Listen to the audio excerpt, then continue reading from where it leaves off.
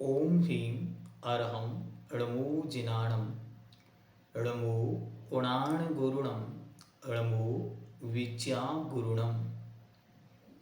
मूकमाटी महाकाव्य खंड नंबर 3। पूज्य आचार्य भगवंत गुरुदेव श्री विद्यासागर जी महाऋषिराज महानतम चिंतक हैं और उन्होंने सामाजिक कुरीतियों पर बहुत अच्छी तरह से प्रहार भी किया है। जहाँ समाज स्वयं को पुरुष प्रधान सिद्ध कर कर महिलाओं का शोषण दमन करना चाह रही थी, वहीं महाकवि ने उस समाज पर एक प्रहार करते हुए स्त्री के जीवन का क्या सौभाग्य है, ऐसी एक एक शब्द से स्त्रियों की सुंदरता, सौंदर्य और जीवन का विस्तृत वर्णन किया है। आइए आज हम उषा वर्णन की पूर्णता पर ये चर्चा कहाँ हुई, तो प्रभाकर अपनी पत्नी प्रभा अर्थात सूर्य रोशनी से ये सब बातें कर रहा था।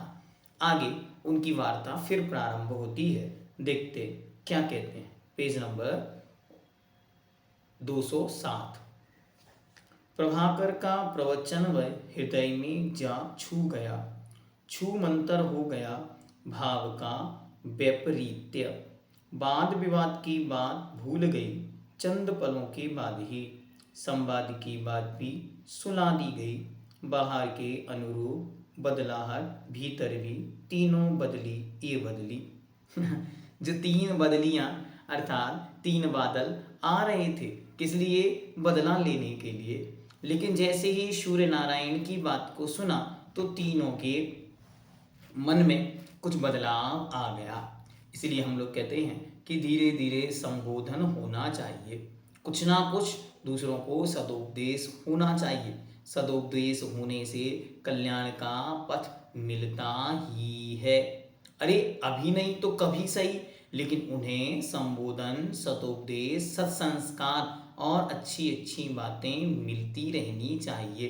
इसलिए यह जो मूकमाटी महाकाव्य का महान चिंतन हमारे सामने उपस्थित है, हमें प्रयास करना चाहिए कि हम प्रतिदिन कुछ ना कुछ सुनते रहें। हाँ, ये मूकमाटी महाकाव्य को गुनते रहें, अन्यथा हमारा समय यूं बीत रहा है।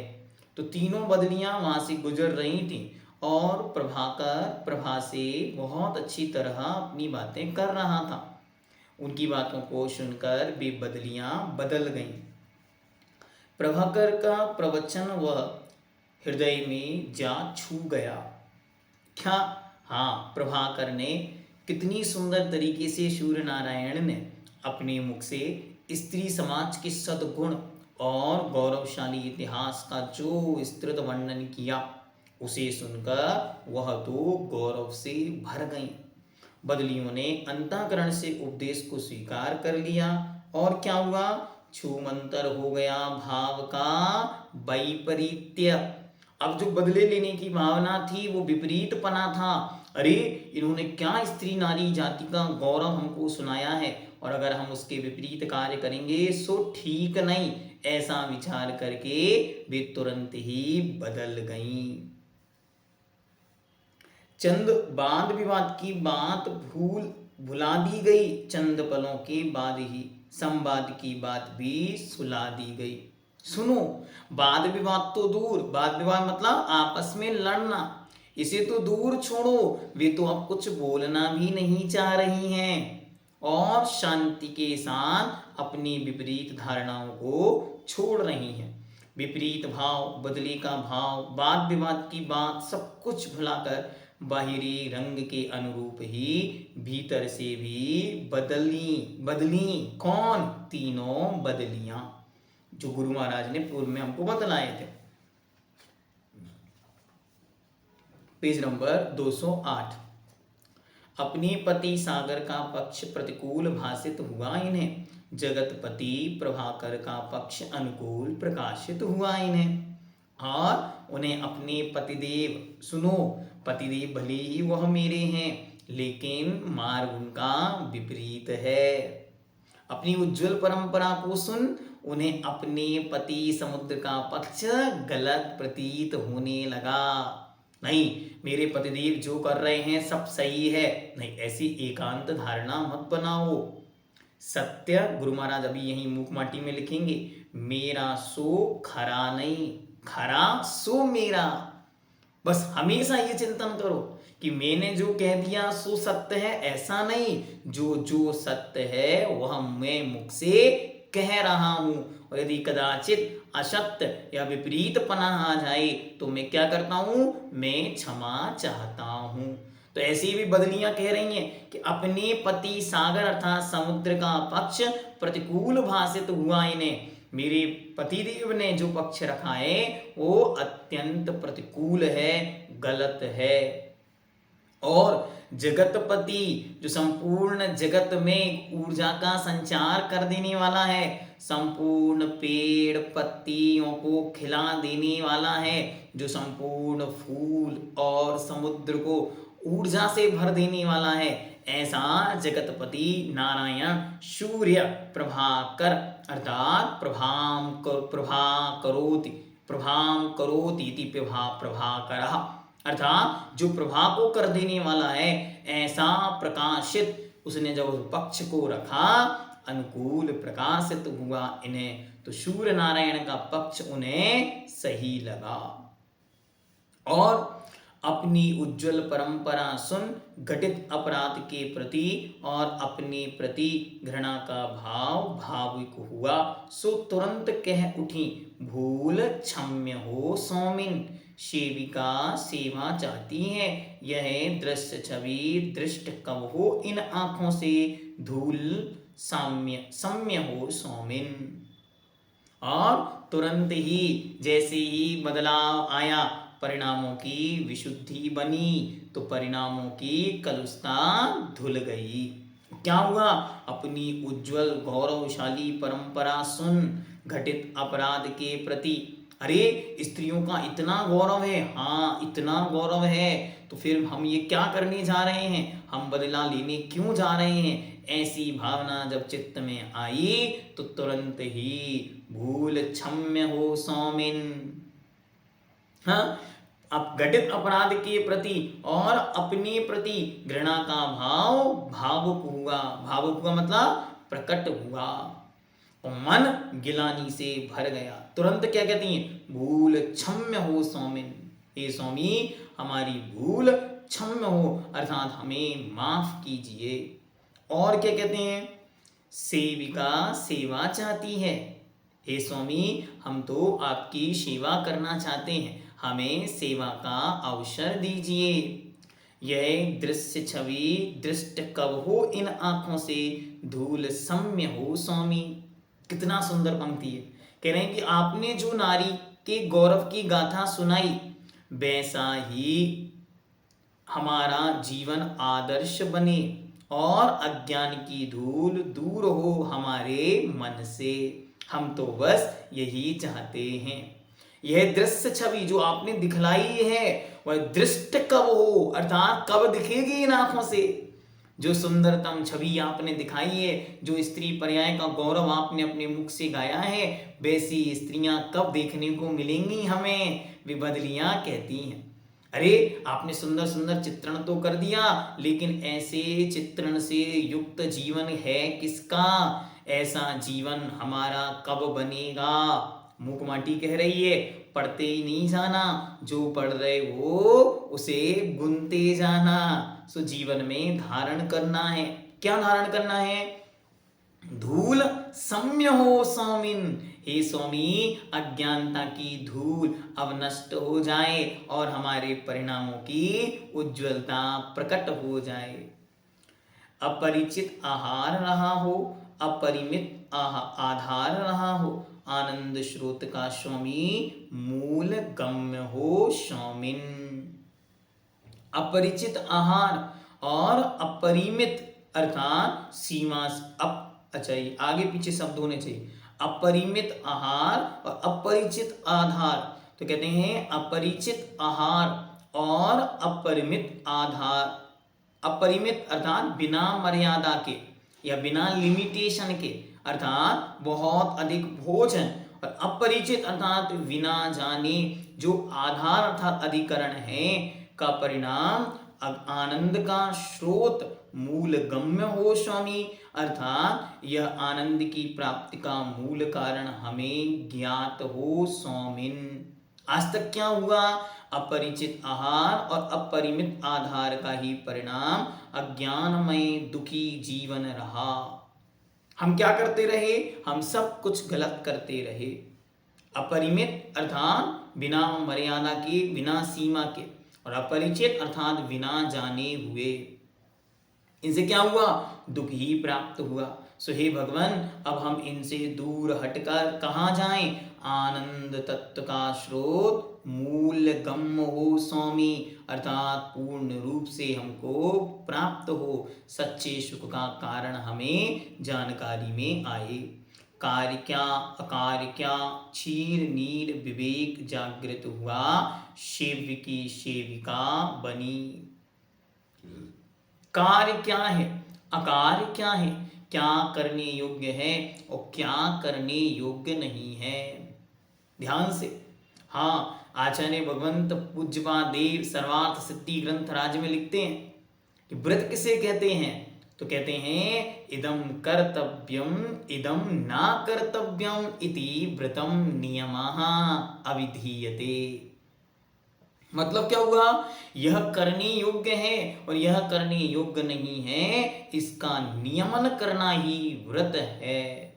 सो यहाँ आचार्य महाराज लिख रहे हैं कार और अकार क्या है, क्षीर नीर विवेक जागृत हुआ। क्षीर अर्थात दुग्ध, दूध, नीर मतलब पानी, जैसे दूध और पानी आपस में भिन्न भिन्न हैं, वैसे ही मैं आत्मा और ये देह भिन्न भिन्न है। सो क्या मुझे करने योग्य है और क्या अकरणीय है, करने योग्य नहीं है, इसका अब विवेक जागृत हुआ।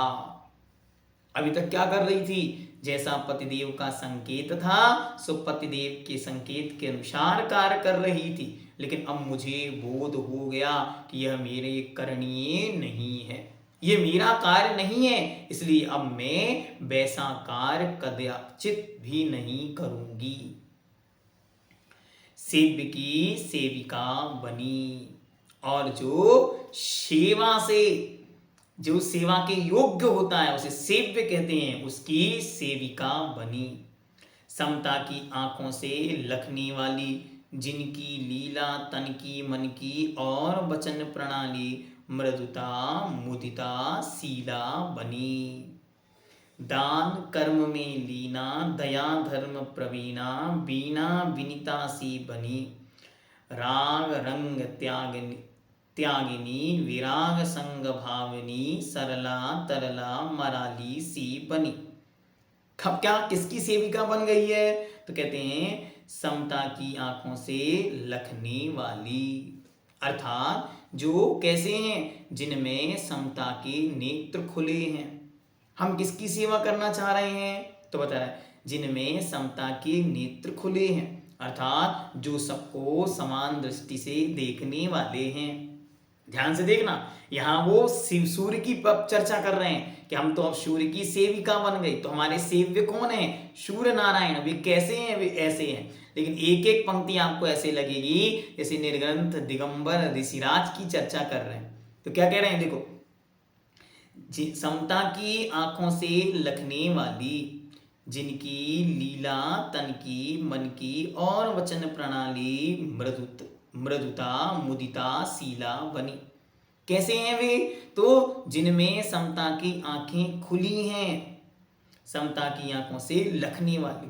क्या करते हैं वे अपने समान ही सबको देखते हैं। आत्मवत् सर्वभूतेषु, आत्मवत् सर्वभूतेषु, मैं जैसा हूं वैसे ही संसार की प्रत्येक आत्मा है, इसलिए सबका कष्ट मेरा कष्ट, और मेरे जैसा अनुभूति मुझे होती है, अच्छा होने पर अच्छे की, बुरा होने पर बुरे की। जैसी मुझे अनुभूति है कुछ प्राप्त होने पर सुख की और कुछ अप्राप्त में दुख की, वैसी ही स्थिति यहाँ पर बनी हुई है।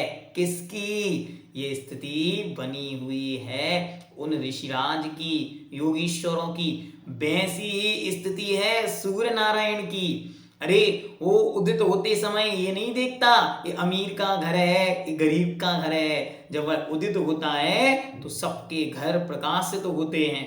जब वो सूर्य नारायण आता है तो ये नहीं देखता ये जैन है कि ये अजैन है, अपितु वह तो सबको प्रकाशित करता है। जब वो सूर्य नारायण ऊर्जा का संचार करता है सो वह यह नहीं देखता कि यह कौन है और कहां से आया।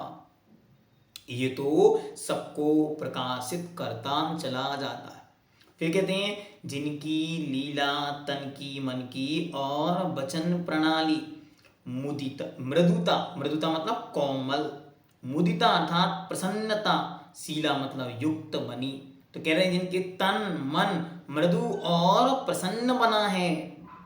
कैसे हैं? जिनके तन और मन में प्रसन्नता भरी हुई है, जिनकी लीला तन की और मन की, लीला मतलब होती क्रिया एक्शन, और वचन प्रणाली, और जिनके वचन कैसे हैं?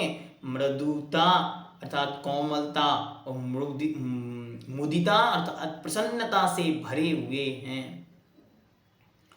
दान कर्म में लीना, जो कैसे हैं? दान कर्म से युक्त हैं। कौन? योगीश्वर। सदा ज्ञान का दान, अभय का दान जगत को दिए जा रहे हैं। तो सूर्य नारायण प्रकाश का दान दिए जा रहे हैं। एक सूर्य का उदय कितनों के अज्ञान को हरता है, कितनों को अभय देता है। विचार करो, जब रात रहती है जब तक डर रहता है, मानो कोई बीमार है और रात हो तो कैसा लगता है सुबह कब होगी, और जैसे ही सुबह होती है सारा भय समाप्त हो जाता है। ये अभय मुद्रा है किसकी? सूर्य नारायण की। दया धर्म प्रवीणा, और वे दया धर्म में चतुर हैं, प्रवीण हैं। कौन? सूर्य नारायण भी और निर्गंत दिगंबर योगी भी। मृदुभाषी वीणा सी बनी, और वीणा विनीता सी बनी। वाणी कैसी हो गई है? एकदम मृदुभाषी और विनीता अर्थात नम्र हो गई है। राग रंग त्यागनी, और राग रंग को त्यागने वाली है। विराग संग भावनी, वैराग्य भावों से युक्त है। सरला तरला मराली सी बनी, सरल सुंदर हंसी सी बनी है। और क्या कहते हैं? जिनमें सहनशीलता आठनी, हननशीलता होहनी सोहनी, जिसमें संतों महंतों के प्रति नति नमनशीलता जगी, यति यजनशीलता जगी, पक्षपात से रीता होकर न्याय पक्ष की गीता समिता बनी।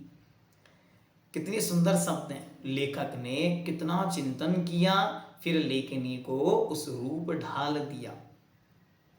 फिर क्या कहते? जिनमें सहनशीलता आठनी, जिनमें सहनशीलता स्थित है, वे सहनशीलता की मूर्ति हैं। कैसे भी उपसर्ग संघर्ष परिचय आदि आदि उपस्थित होने पर भी वे डरते नहीं, डिगते नहीं और पथ से विचलित होते नहीं, सदा दृढ़ बने रहते हैं। हननशीला होहनी, और जिनने हननशीला अर्थात दूसरे का घात करने वाली हिंसा को हनी अर्थात दूर कर दिया है, अर्थात जिनके निमित्त से किसी भी जीव का घात ना हो ऐसा उनका संकल्प है। जिसमें सती संतों के प्रति नति नमनशीला जगी, अरे जिन संतों और सतियों के प्रति विनयशील भाव जाग चुका है। एक शब्द यहाँ पे आया मराली, मराली मतलब होता है प्रसन्नता। फिर क्या कहते हैं? यति यजनशीलता जगी, और जो पूज्य पुरुष हैं उनके प्रति ही पूज्यता का भाव, यजन मतलब पूजन, पूजन का भाव जिनके उत्पन्न हो गया। पक्षपात से रीता होकर अर्थात संपूर्ण पक्षपात से दूर, न्याय पक्ष की गीता समीता बनी, और न्याय पक्ष को ग्रहण करने वाली सच्ची समीता। मीत मतलब होता है मित्र दोस्त, और समीता मतलब दोस्त सहेली बनी। वे बदलियां, उन बदलियों ने अपना सब कुछ बदल लिया और उन्होंने एक सुंदर स्वरूप धारण किया। फिर कहते हैं भावी भोगों की अभिलाषा को अविषया अपदेती सी, शुक्ला पद्मा पीता लेश्याधरी भीगे भावों भीगी आंखों वाली विनय अनुनय से भरी प्रभाकर को परिक्रमा देती पुनः पुण्य में पलटने पाप के पाक को। घटती इस घटना का अवलोकन किया धरती की आंखों ने। उपरिल देहिलता झिलमिलाई निचली स्नेहलता से मिल आई। और क्या कहते हैं, भावी भोगों की इच्छा से मन से निकालती सी, भावी भोगों की अभिलाषा को अभिशाप देती, अर्थात उनको बाहर करती हुई सी। वे देखो कितना सुंदर चिंतन है गुरु महाराज का। 3 रंग की बदलियां थी, एक शुक्ला पद्मा और पीता। पीले कलर की थोड़ी सी भावों से जो लेश्याएं थी, तो पहली वे कैसी थी, नीली काली और पीली। तो वहां से वे बदलकर और शुक्ल अर्थात सफेद पद्म और पीत लेस्या को धारण करने वाली हो गई। ऐसी भावों से वे भीग गई और लेस्या को धरती अर्थात धारण करती। पाप को पुण्य में पलटने हेतु पश्चाताप के भावों से वे भर गईं और अश्रुपूरित आंसुओं की धारा नेत्रों वाली वे बदलियां सूर्य नारायण की पुनः 3 परिक्रमा देती हैं। अभी तो आई थी तो सूर्य नारायण को डराने आई थी कि देखो हम तुम्हारे प्रेजेंस में भी कैसा विनाश कर सकते हैं, लेकिन अब वे बदलियां पूर्ण रूप से बदल गईं और अब वे विनाश को नहीं विकास को देख रही हैं। अब वे कुछ गलत करने को नहीं, अब तो वे कुछ अच्छा करने के लिए उपस्थित हुई हैं। इससे गुरु महाराज सबसे पहले हम सबके जीवन को उन्नत और उज्जवल बनाने का भाव करते हैं। देखो परिणामों का सब खेल है, परिणाम बदलते ही सब बदल जाएगा, परिणाम बदलते ही भाव बदल जाएगा, बस भावों का खेल है। इनमें 3 प्रकार की लेश्याओं का चित्रण गुरु महाराज ने किया। शुक्ल लेश्याएं पहले वे ही अशुभ रूप में थी और वे ही भाव जब पलटते हैं तो शुभ रूप हो जाती। हाँ, मिथ्या दृष्टि जीव भी शुक्ल लेश्या के बल से 9वें ग्रैविक तक उत्पन्न हो जाता है। इसलिए परिणामों की विशुद्धि पराधीन नहीं स्वाधीन है। क्या करो, निरंतर हर परिस्थिति में अपने परिणामों पर ध्यान रखो, अपने परिणामों की चर्चा और अर्चा करो। हे परिणाम, सुनो, भावों से कहो, हे भाव तुम बदलो भगवान बनोगे, हे भाव तुम बदलो भगवान बनोगे। अन्यथा क्या होगा, अन्यथा पतन होगा और दुर्गति में भ्रमण होगा। हे भाव बदलो, अन्यथा भाव का भ्रमण होगा, और हे भाव बदलो, आप ही भगवान होगा। आगे चलकर वह आत्मा ही परमात्मा बन जाती। उपर्युक्त 3 बदलियां अर्थात वे बादल जैन दर्शन में कथित 3 शोलेश्या पीत पद्म और शुक्ल लेश्या का प्रतीक हैं। वे कैसी होती हैं, तो पीत लेश्या अर्थात दयालु, विवेकी, संतोषी, बुद्धिमान, सबसे प्रेम करने वाला। चलो विचार कर लो किन किन का परिणाम ऐसा है। जिनके परिणाम इनमें से हैं दयालु, विवेकी, संतोषी, तीव्र बुद्धिमान और सबसे प्रेम करने वाला, तो उसकी लेश्या कौन सी, पीत लेश्या। फिर पद्मलेश्या, पद्मलेश्या कैसी है, सदा प्रसन्न रहना, सदा परोपकार करना, देव पूजा दान आदि करना, त्याग के भाव रखना आदि। ये क्या है, ये पद्मलेश्या के परिणाम। और अंत में कहते हैं शुक्ल लेश्या, अत्यंत उज्ज्वलतम परिणाम, राग द्वेष से रहित होना, प्राणी मात्र के प्रति स्नेह भाव रखना, शोक निंदा आदि में समता के भाव रखना, अर्घावतारण असी प्रहारन में सदा समता धरन। ऐसे जिनके परिणाम हैं वे जीव शुक्ल लेस्या के भागी हैं। वे शुक्ल लेस्या के बल से उच्च स्थानों को प्राप्त करते हैं। हमें क्या चाहिए, अशुभ लेश्याओं का धीरे धीरे विसर्जन हो, शुभ लेश्याओं का धीरे धीरे ग्रहण हो और उन शुक्ल लेश्याओं का स्थिरता बनी रहे। जब परिणाम बिगड़े तो क्या करना, भावों से कहना हे भाव बदलो, अन्यथा भव बढ़ेगा, और अगर बदल गए तो भगवान बनेगा। इसलिए अपनी आत्मा को संबोधन देते रहो, उसे समझाते रहो, देखो गड़बड़ मत करो, बहुत संसार में घूमा, अब घूमना नहीं, अब क्या करना, अब तो भवसागर से पार होना है। ओम सिद्धम।